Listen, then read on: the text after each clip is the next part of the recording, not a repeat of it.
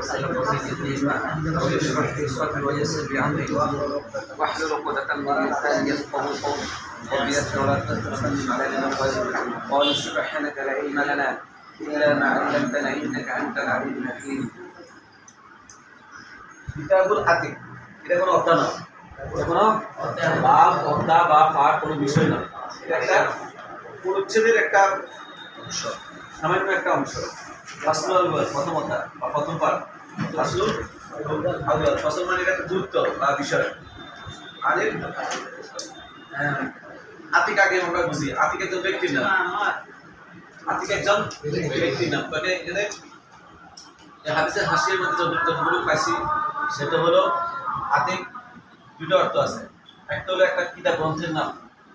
একটা কিতাব গ্রন্থকারের নাম আরেক জায়গায় পাওয়া গেছে এটা সাইয়েদনা হযরত আবু বকর সিদ্দিক রাদিয়াল্লাহু তাআলা আনহুকে বুঝাইছেন ওনার